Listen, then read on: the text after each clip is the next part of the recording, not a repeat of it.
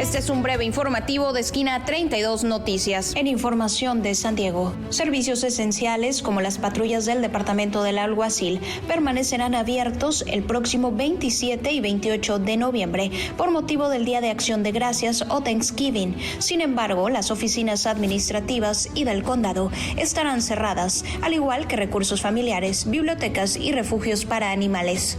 En más noticias de San Diego, el clima podría averiar las celebraciones por motivo de Acción de Gracias. Meteorólogos advierten que las recientes lluvias en la región han eliminado en gran medida el riesgo de incendios forestales, lo que es positivo. Sin embargo, vientos de Santa Ana impulsarán las temperaturas este Thanksgiving. Le invitamos a consultar esta y más información en nuestras redes sociales de Esquina 32 y en nuestra página web www.esquina32.info, donde le mantendremos informado de lo que sucede.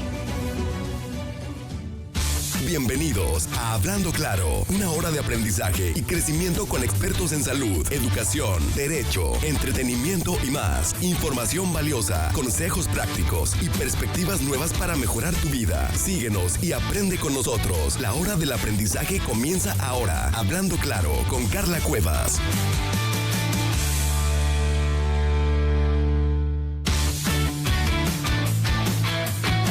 Hola, hola, ¿qué tal? Muy buenas tardes. Estamos transmitiendo en vivo desde la cabina de Esquina 32 Radio. Bienvenidos a Hablando Claro. Mi nombre es Carla Cuevas.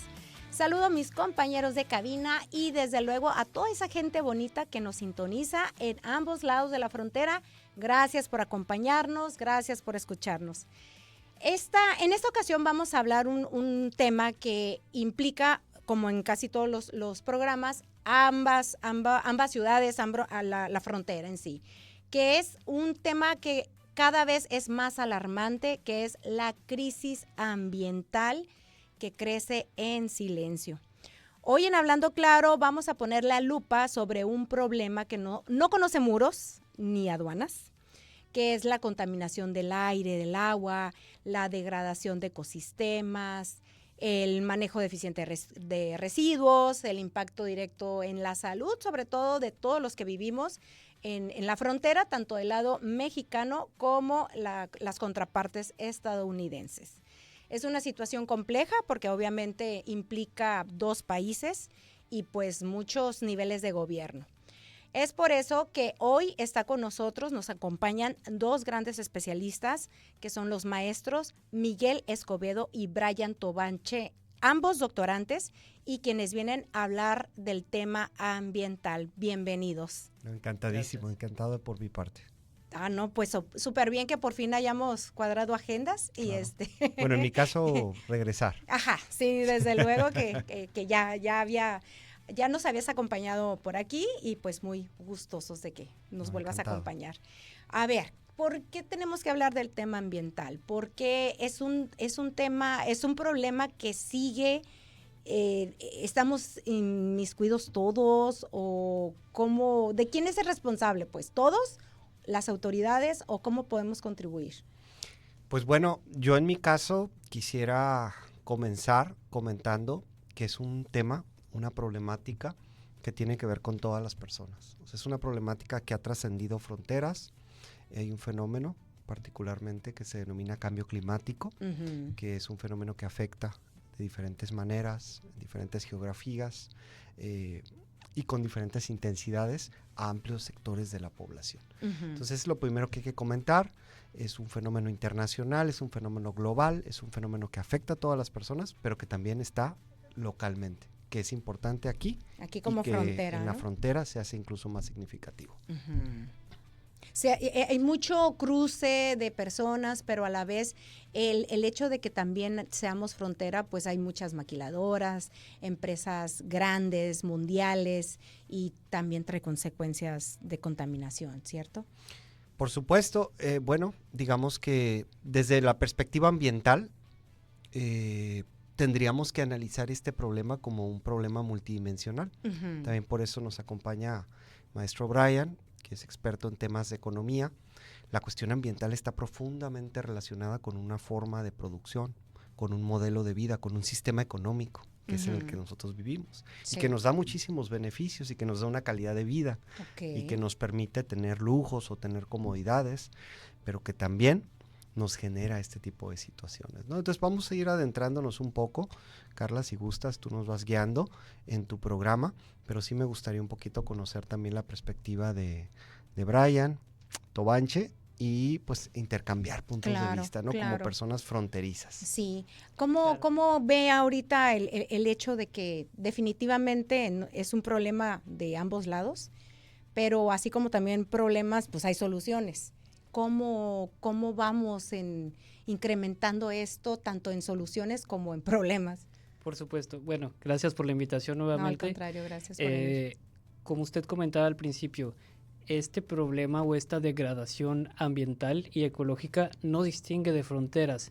Entonces, la manera en que se disemina tiene que ver con la integración que existe en la frontera. Entonces, es interesante, como comentaba aquí el maestro, cómo la ecología y la economía están tan relacionadas. Incluso si nosotros vemos la raíz de la palabra ecología, economía, es la misma. Es cierto, no me he puesto a fijar en eso. Que a su vez viene de una raíz griega, oikos, que significa hogar. Entonces, ¿por qué difieren estas dos interpretaciones, la ecología y la economía? Bueno, en primera instancia, la economía trata de administrar recursos en un sentido que sea útil para la sociedad, mientras que la ecología, más allá de la administración, trata de crear una armonización o una convivencia con el hogar, por supuesto, y a su vez incluyéndonos a nosotros como parte de la ecología, porque ese es un problema común, ¿no? Entendemos o queremos entender al medio ambiente o a los recursos naturales, que ahorita podemos hablar de si es correcto llamarlos recursos, de qué implica, pero en realidad, y a lo mejor podríamos ahondar en eso, pues nosotros somos también ecología, ¿no? Somos parte de ese ambiente natural y por supuesto, bueno, podríamos partir de eso, pero como aclara el maestro, pues es multidimensional. En la frontera tiene una expresión distinta a otros lugares por las asimetrías y por supuesto hay una palabra clave aquí, ¿no? Responsables. Podemos empezar platicando acerca de eso. Todos contribuimos tanto a la contaminación como a evitarla o controlarla. Sí.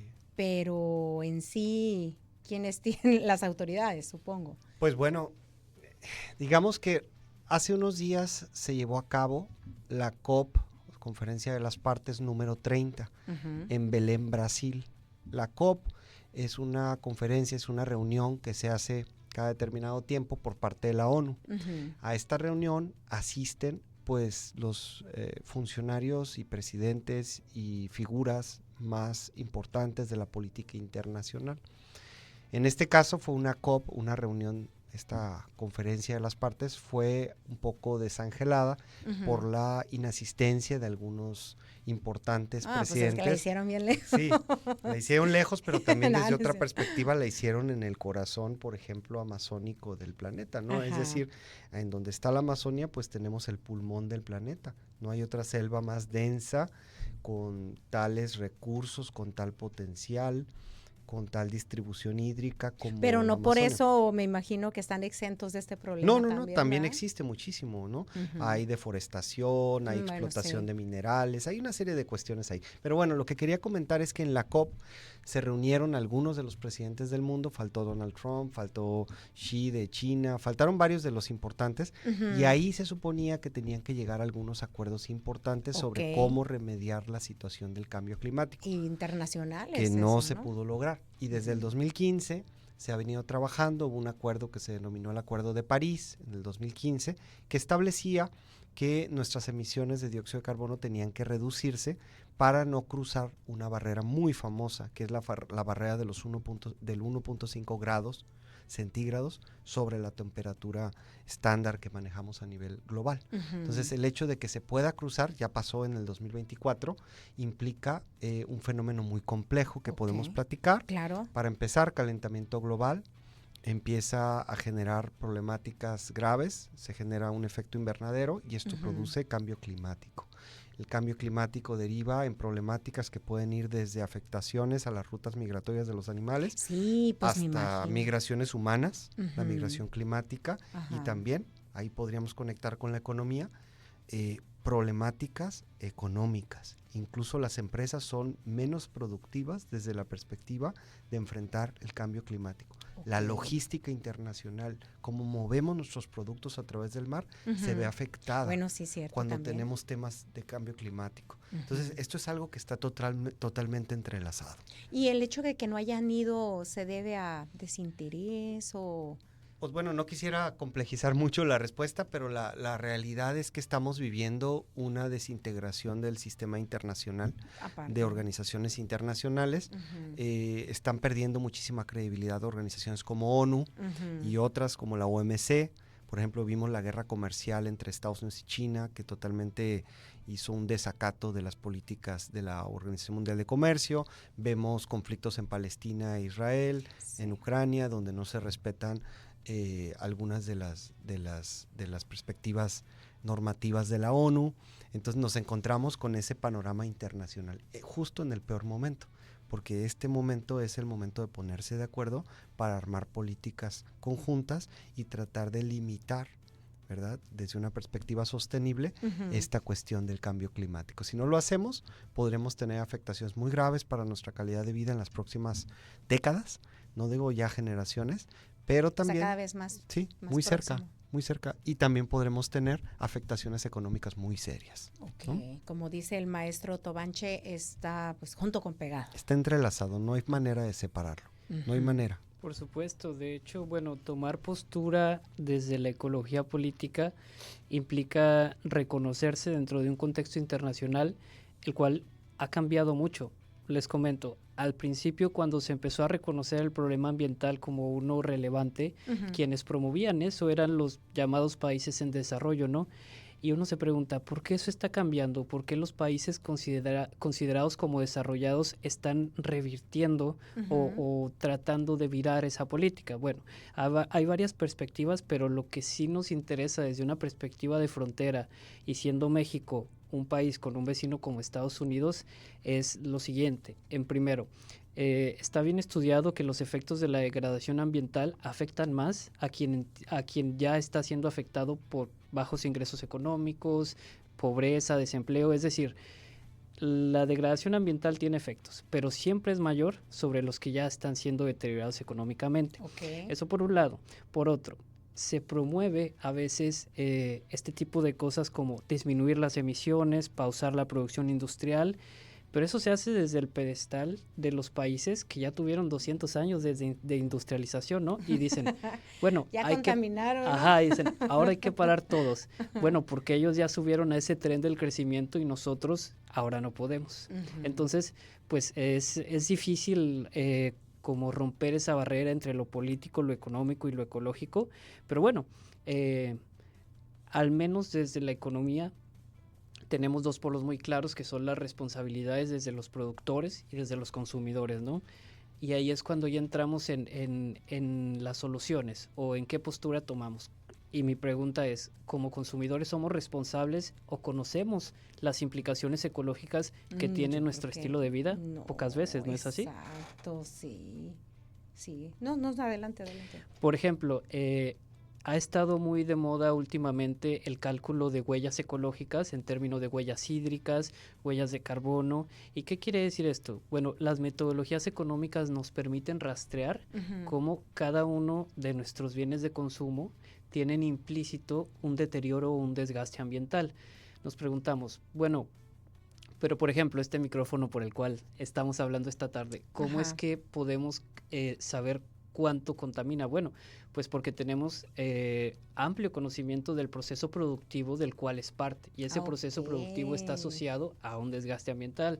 La pintura tiene ciertos coeficientes de desgaste ambiental, el plástico, todo eso, y entonces por ejemplo, estuvo muy de moda con lo de la inteligencia artificial hace poco, ¿no? Que decía, una imagen por IA generativa gasta no sé cuántos litros de agua. Ah, sí es cierto. Y parecía algo muy abstracto, ¿no? Ajá. Bueno, pues lo que está detrás de eso es que esa IA se genera en servidores que están asociados a consumo de electricidad, que se asocian a consumo de agua, y entonces ahí es cuando decimos, ok, por el lado del consumo o de nuestras decisiones como consumidores, qué tan informados estamos y qué tan seguros estamos de a qué deterioro ambiental estamos contribuyendo.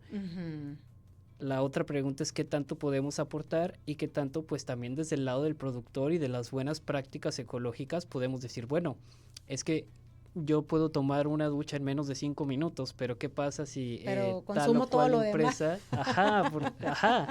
o si por el lado de los productores, pues ellos tienen un uso masivo de agua que nosotros no podemos imaginar, y hablamos de millones de litros por segundo, ¿no?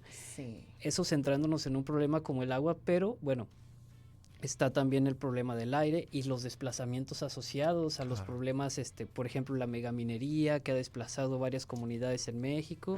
Y bueno, creo que lo importante a realzar en esta parte es que los efectos van a ser diferenciados por país. No nos va a afectar aquí como en Europa, como en Estados Unidos, como en ningún lado. Entonces, porque son diferentes las economías, por supuesto, o simplemente por la situación geográfica.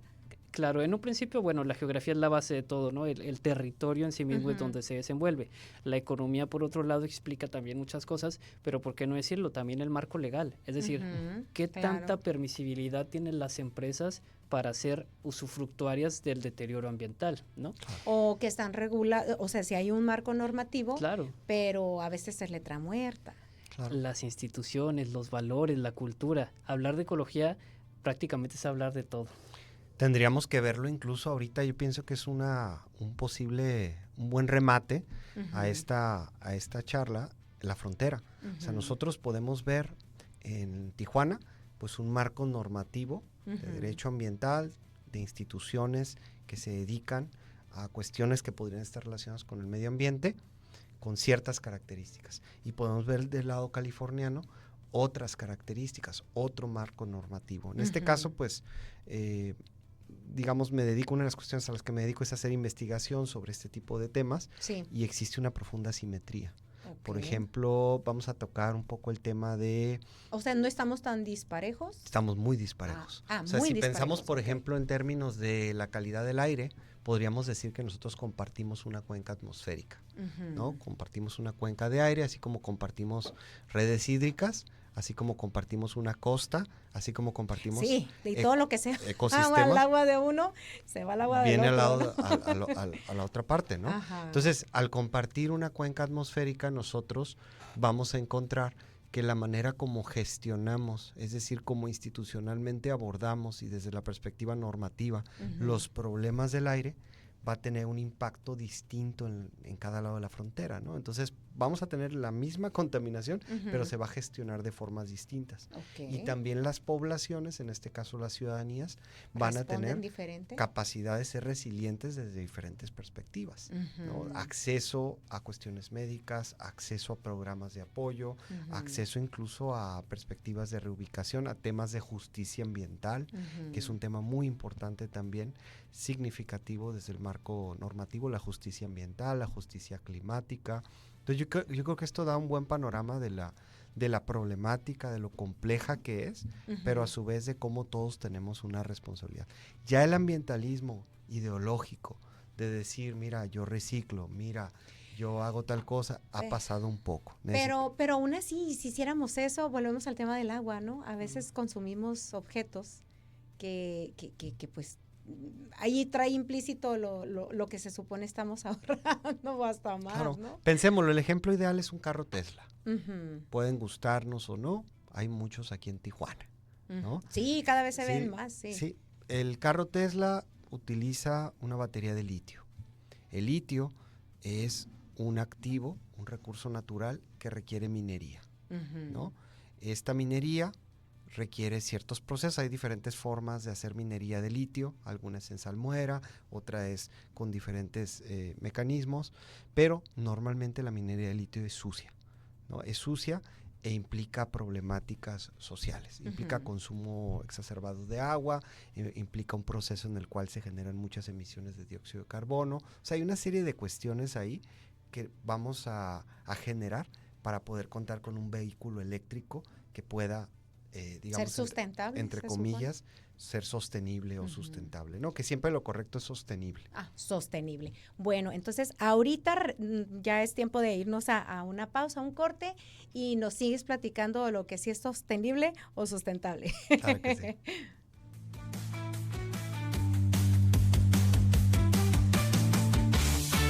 Vamos a hacer una pausa. Regresamos en un momento con más información y consejos en Hablando Claro.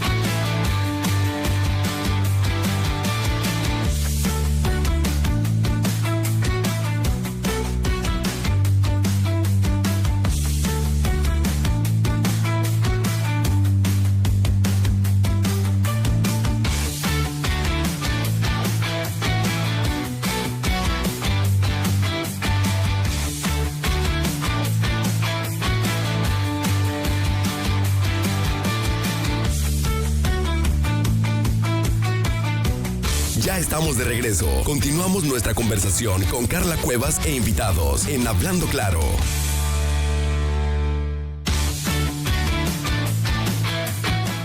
Estamos en cabina de Esquina 32 Radio. Estamos hablando también de la crisis ambiental fronteriza. Nos acompaña el maestro Miguel Escobedo y el maestro Brian Tobanche. Nos habíamos quedado, bueno, pero antes de eso quiero dar el número por si tiene alguien algún comentario o algún mensajito que nos quieran enviar vía WhatsApp, que es el 664-599-9446. Lo repito, 664-599-9446. Nos quedamos en que si es sustentable o si es sostenible. Bueno, igual por cuestión de breviario, como decía un profesor que tuve hace mucho, ¿no? Breviario cultural. Ah, sí, aquí hay que estar bien educados. El término correcto es sostenible. Sostenible. La cuestión de sustentabilidad es una traducción que se hizo hace algunas décadas a partir de... Ya en desuso, ya sí, para dejarlo en desuso, fue una traducción del inglés que se utilizó a partir de un informe que se llamó el informe Brundtland, que fue un informe que se dedicó en la cumbre de Río hace muchos años a las primeras cuestiones de abordaje del medio ambiente. En sí fue un informe muy, muy importante en el cual por primera vez se planteaba cómo hemos avanzado, ¿no? La cuestión de la problemática ambiental. O sea, no había una conciencia. Siempre hubo movimientos ambientalistas, pero no existía una conciencia organizada. No voy a decir un movimiento, pero al menos una conciencia, a lo mejor no tan práctica, muy ideológica, desde la perspectiva de los países que reconocen su impacto en la cuestión ambiental. Y sobre todo esta parte de este debate, ¿no? Sobre si aumentaba la temperatura, si no aumentaba, porque incluso en Estados Unidos hoy en día hay partes del sector político que niegan que tengamos una cuestión de cambio climático, que niegan que existe el calentamiento global, que son los climate deniers. Y pues hay múltiples evidencias, ya hay muchísimos estudios que hablan de cómo la temperatura del planeta sí ha ido cambiando a partir de el impacto de los seres humanos, el impacto antropogénico. O los glaciales, cómo se deshielan, ¿no? Se derriten, sube el nivel del mar en algunas regiones, en otras regiones hay sequías prolongadas. El cambio climático es la modificación de los climas, ¿no? O la extinción de ciertas especies también, ¿no? Extinción de especies, cambios bruscos en ecosistemas, afectaciones a las cadenas de agricultura, a las cadenas productivas. O sea, hay muchísimas cuestiones que a lo mejor podemos nosotros creer que no nos afectan, y ese es el problema, ¿no? Por ejemplo, cambios en la temperatura del océano, ¿en qué me afecta? Pues resulta que uno de los sectores de donde nosotros obtenemos gran parte o la mayor parte de nuestra alimentación es del mar. Nosotros seguimos siendo a nivel mundial una cultura que consume producto del mar. Claro. Si nosotros afectamos la salinidad del mar, o afectamos la temperatura, o afectamos con todos estos recursos, residuos y químicos que nosotros hacemos vertimiento de ellos en el mar, pues afectamos los ecosistemas de las especies que son importantes para nosotros. Por ejemplo, los microplásticos. Tiramos microplásticos en todos los productos que utilizamos, los pececitos los consumen, y voilà, nos comemos un pescadito frito con microplástico, ¿no? ¿Y qué implicaciones tiene esto para nuestra salud? Claro, es un tema de salud vienen los pública. cánceres y entonces todo, tiene ¿no? una relación, hay una cuestión, como lo decía el maestro Tobanche, no estamos ajenos a la naturaleza. Parte del problema ha sido que nosotros conceptualizamos a la naturaleza como algo ajeno a nuestra sociedad. Nosotros formamos parte de esa naturaleza. No nos escapamos. No nos escapamos, estamos en los ecosistemas.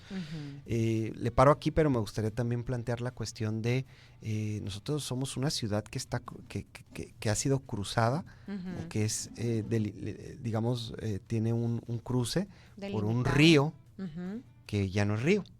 Entonces, cuando tú afectas un ecosistema ripario, pues tiene consecuencias gravísimas para los ecosistemas que están cerca. Entonces, esto es un tema que podríamos platicar también. Cómo la ciudad de Tijuana es una ciudad que tiene problemáticas ambientales desde su origen, y cómo nosotros a lo mejor podríamos abordar estas problemáticas.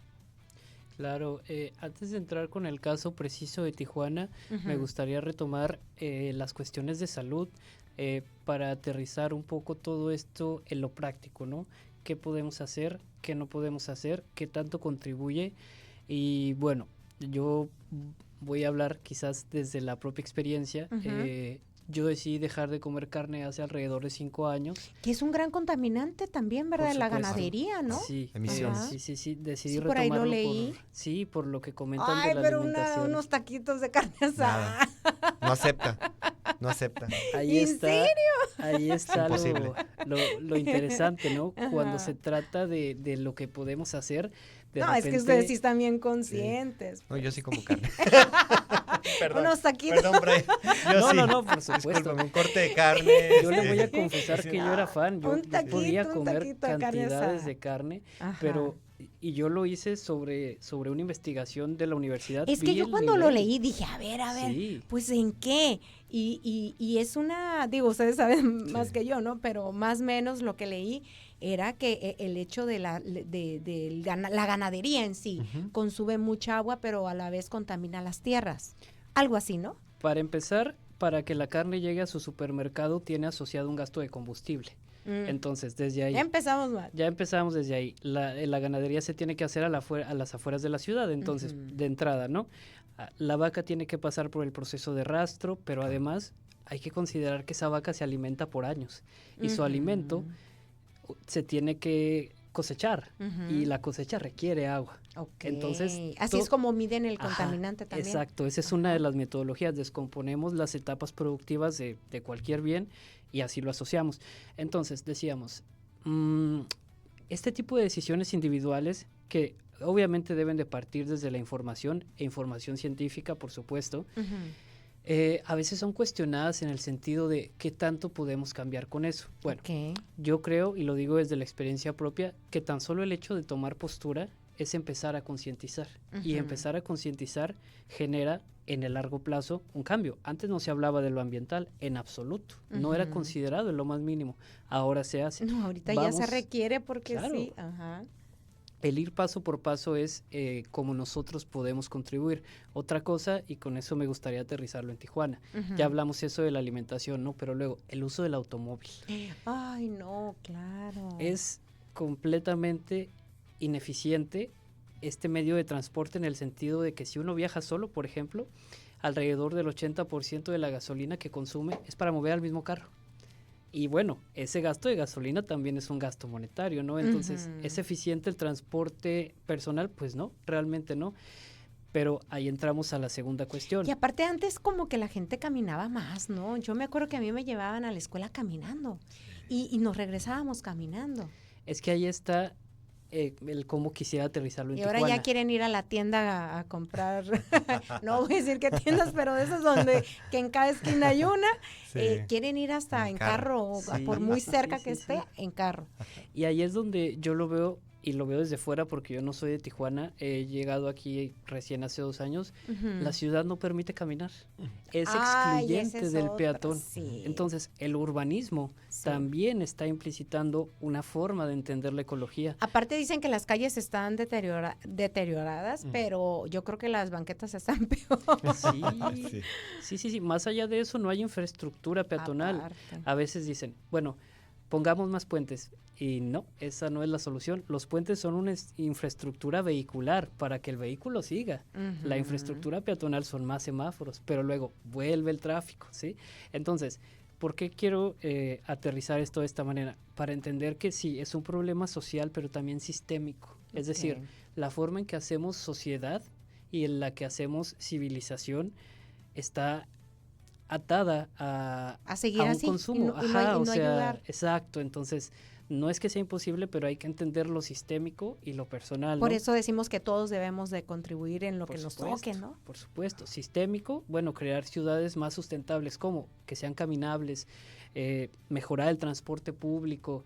Yo, por ejemplo, aquí me sorprende en Tijuana, bueno, yo viniendo de otra parte del país, es la poca afluencia de ciclistas, de gente que camina. No, y luego yo los veo y digo, ay, qué aventado, nunca. Sí. Digo, a mí que hubo una etapa de mi vida que me gustó mucho el ciclismo, pero aquí no. Aquí practicarlo, aquí no. Mejor me iba al otro lado de la frontera, pero no, qué miedo, porque también no hay respeto. Empezamos desde ahí, no hay respeto al ciclista en vías compartidas. No hay rutas, pero bueno, vamos compartiendo las vías, no, ni así. Así es.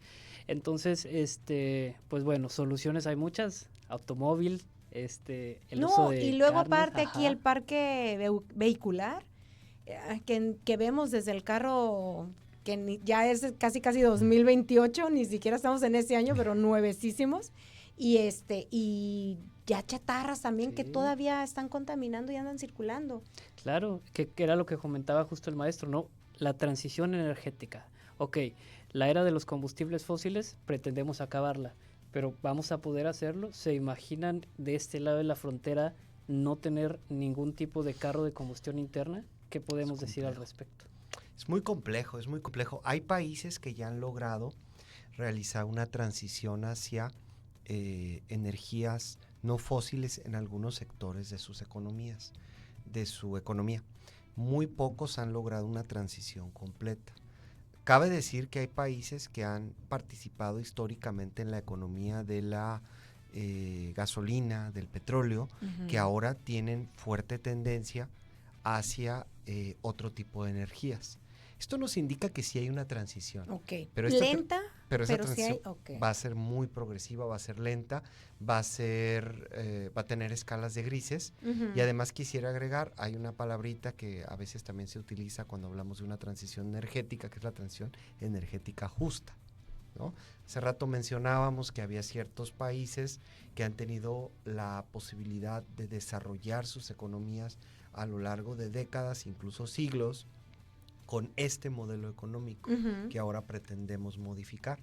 Y hay nuevos países, nuevas potencias emergentes o países que no han logrado el desarrollo, incluso que no tienen un crecimiento efectivo y que ahora están viéndose en la necesidad también de integrarse a este tipo de esquema sin haber logrado los beneficios que tuvieron los países que lograron el desarrollo. Entonces eso es algo de lo que se debate en los foros internacionales, como el que platicábamos hace rato de Belém, donde hay responsabilidades compartidas, pero... Y cada quien asume su parte. Pero hay, digamos, niveles de impacto, ¿no? No puede ser que exista la misma corresponsabilidad cuando hay 2 o 3 países que son los máximos contaminadores del planeta. Y son los que no van a y los que no van a veces, ¿no? Y los que no firman los acuerdos. El que no firman los acuerdos, Quisiera también complementar esta parte de los alimentos. El tema de la carne, digamos, comer carne, pues si se hace de una forma ordenada, si se hiciera eso también de una manera, o si tuviéramos un sistema de producción de alimentos equilibrado, podríamos pensar en un manejo sostenible de esa industria. Son puntos de vista, ¿no? El tema es que la manera como nosotros desarrollamos este negocio de la carne es totalmente con la producción en masa. Por ejemplo, pensamos en las cuestiones del pollo. Pollo que compramos en Costco o en cualquier súper de una marca muy conocida, ¿no? ¿Cómo son estas granjas de pollos? Son lugares donde tienen amplios sectores, kilómetros, ¿no? De jaulas donde les ponen una lucecita para que no duerman, para que continuamente produzcan, ¿no? Igual con las vaquitas, ¿no? Ciertas sustancias, ciertos manejos para que puedan continuamente estar produciendo, ¿no? En el caso de las vacas, pues lo que vamos a tener es emisión de metano. Cuando tenemos amplios sectores de ganado, vamos a tener emisión de metano. El metano es un gas del efecto invernadero, es uno de los contaminantes, porque siempre hablamos de dióxido de carbono, pero hay otros contaminantes, ¿sí? Hay otros contaminantes que son muy importantes. Entonces, hay emisiones de todo tipo. Estas emisiones generan un efecto invernadero, que para la gente a lo mejor que lo comprendan muy bien, es como los invernaderos, donde tenemos este calorcito que se genera para las plantitas, pues hagan de cuenta que metemos a la ciudad en uno de esos, ¿no? Y nuestras emisiones, digamos, generan esas condiciones para que entre la luz del sol, calienta, pero no sale. Y entonces genera ese calorcito que va subiendo, va escalando y va generando cambios en los ecosistemas, ¿no? Y va generando impactos. Y no sabemos ni qué consumimos, ¿no? Sí, muchas veces no sabemos. Otra cosa que podemos agregar también a lo de la carne es que muchas veces no se produce cerca de donde tú vives. La traes de muy lejos. También nuestro sistema productivo está diseñado de esa manera. Es un sistema de costos. Es un sistema de costos. Tú vas a comprar en el mejor costo, en el mejor costo disponible, ¿no? Entonces, si esto implica traer un producto de muy lejos, lo vas a traer. Y eso tiene consecuencias en consumo de gasolina y de emisiones, muy ecológica. Por supuesto, de hecho, ese es el gran problema de cómo lo económico determina lo ecológico. Hablamos de consumo responsable, de limitar la forma en que lo hacemos, autoconsumo, a veces ese tipo de cosas, pero me gustaría retomar un ejemplo muy claro. Sí. No recuerdo exactamente quién realizó este experimento, pero la cuestión era tratar de hacer un alimento, digamos, tan sencillo y tan representativo como una hamburguesa, pero fuera del sistema productivo. Es decir, esta persona quiso hacer todo por sí mismo, ¿no? O sea, tratando de evitar este consumo que implica transporte de mercancías y todo eso, costaba miles de dólares. Estoy hablando de miles de dólares. Economía de escala.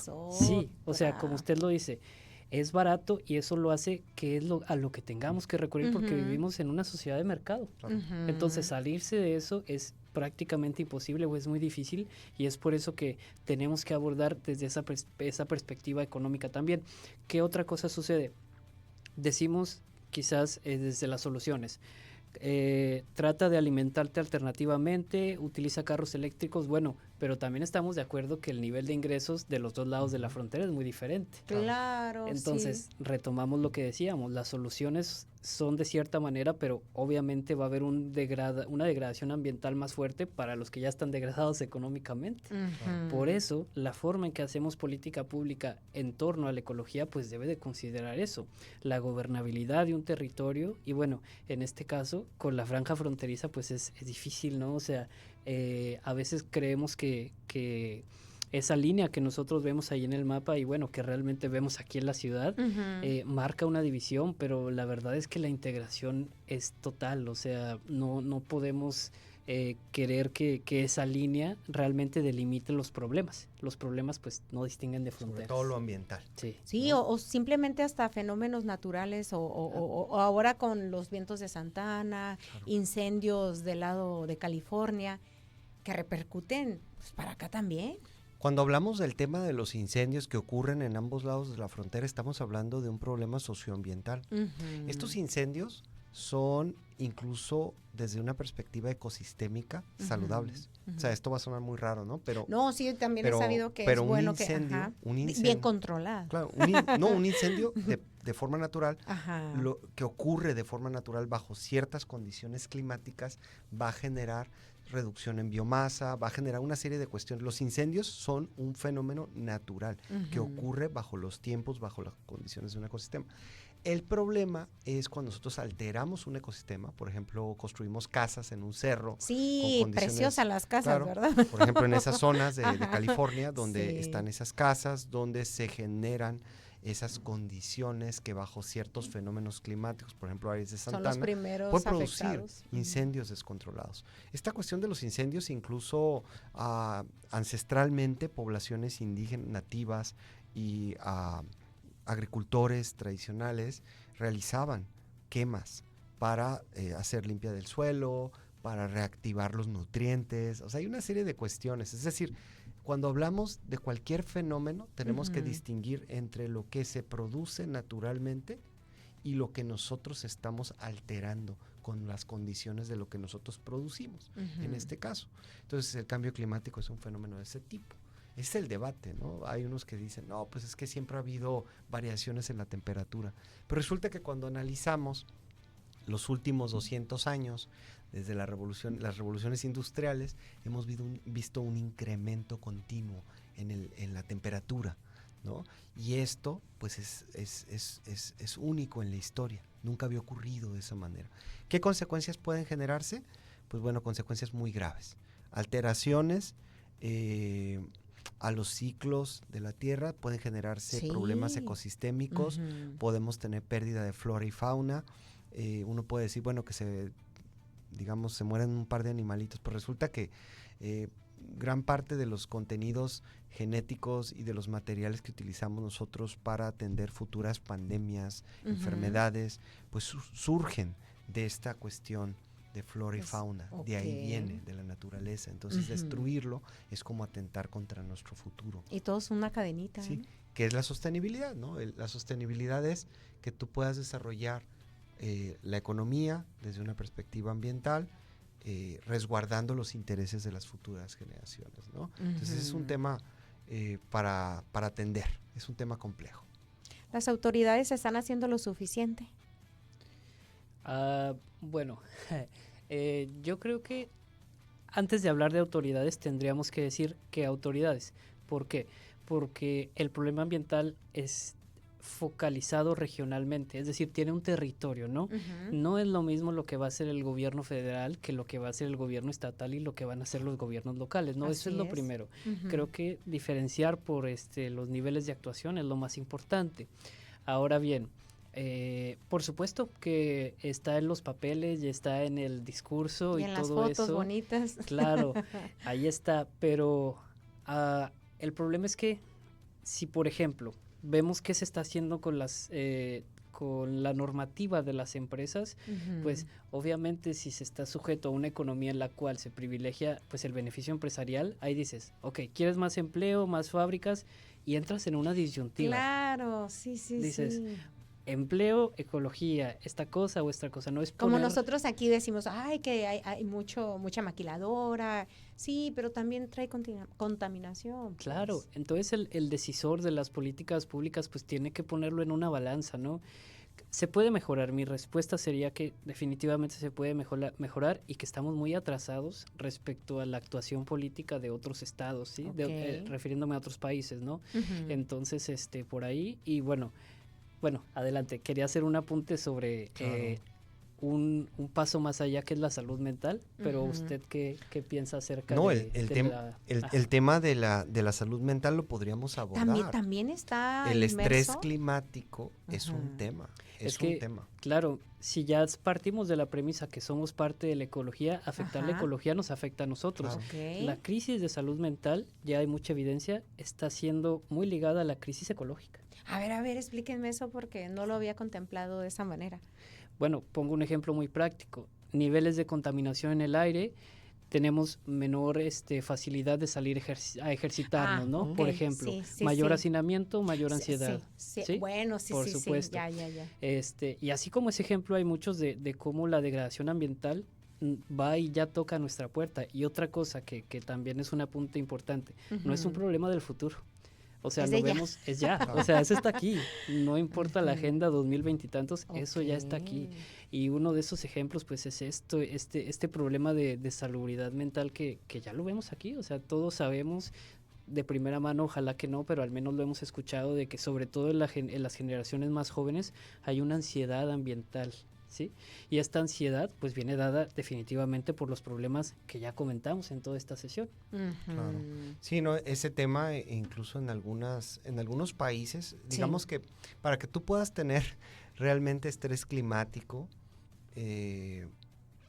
tienes que tener información sobre las condiciones del lugar donde vives. Entonces las personas que sufren este tipo de problemática de salud mental, pues normalmente tienen acceso a una información muy importante sobre las condiciones del mundo o de la región donde viven. Digamos que uno de los problemas o de las asimetrías importantes entre, por ejemplo, Tijuana y San Diego, es que si tú vives del lado de San Diego, puedes saber con mucha claridad las condiciones climáticas, por ejemplo, de la calidad del aire.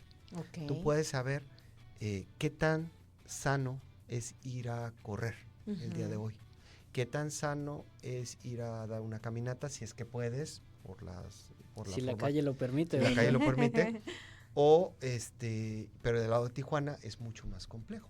Es mucho más complejo. No quisiera entrar en detalles técnicos, pero la medición de los contaminantes pues no hay una forma eficiente. Sí hay una medición, pero es muy okay. limitada en comparación a lo que existe en los Estados Unidos, okay. A pesar de que tenemos una respiramos el mismo atmosférica compartida. Ajá. Hace ratito también se había comentado, porque estamos hablando de la cuestión de las crisis o de la crisis potencial, tendríamos que debatir si ya es una crisis. Ajá.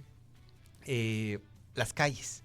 Uno piensa, ¿sabes qué? Mira, la falta de pavimentación es un tema que afecta a los autos, que afecta a las personas, que es incómodo.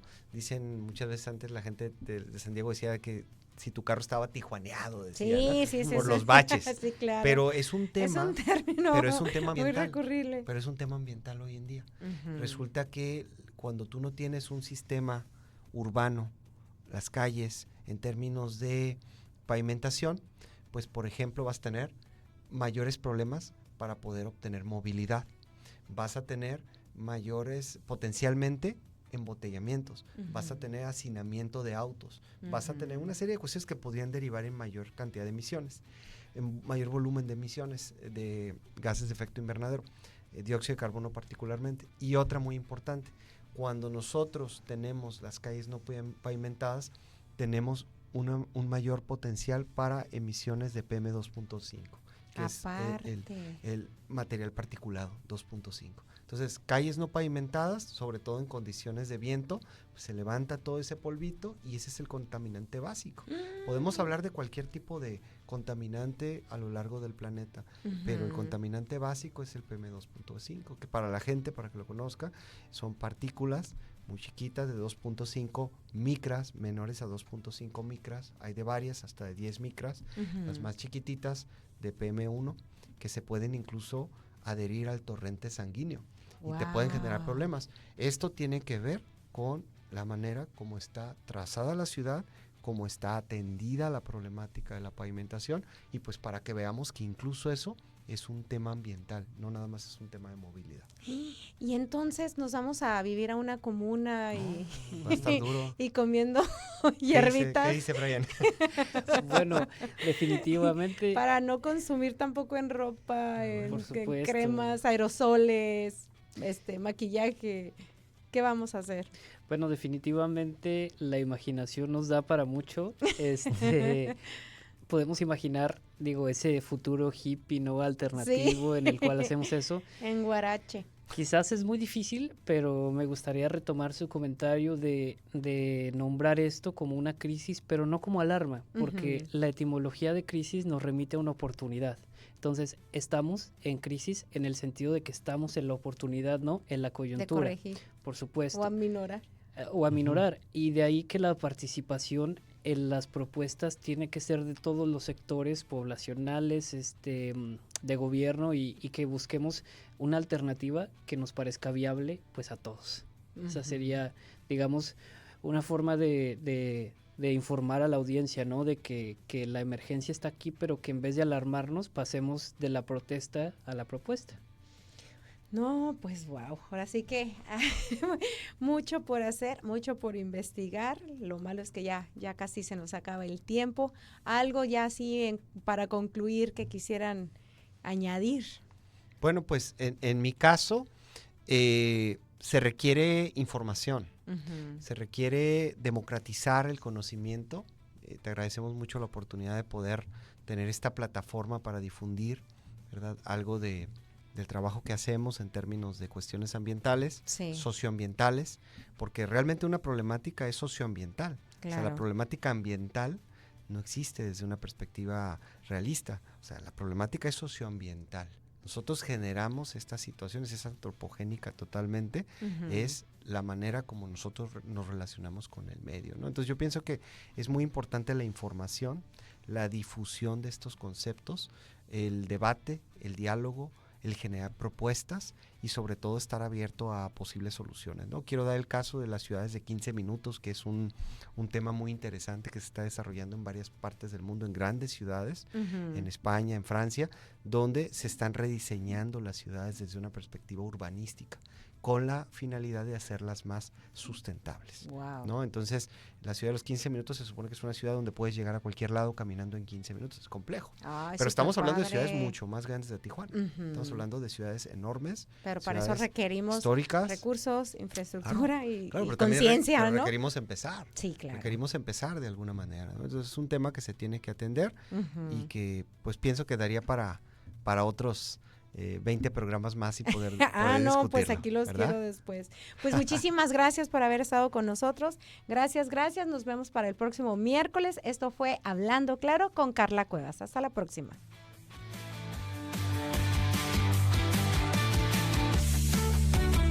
Gracias por unirse a nosotros en Hablando Claro. Esperamos que hayan aprendido algo nuevo y valioso hoy. No olviden sintonizarnos la próxima semana para otra hora de aprendizaje y crecimiento. Hasta luego.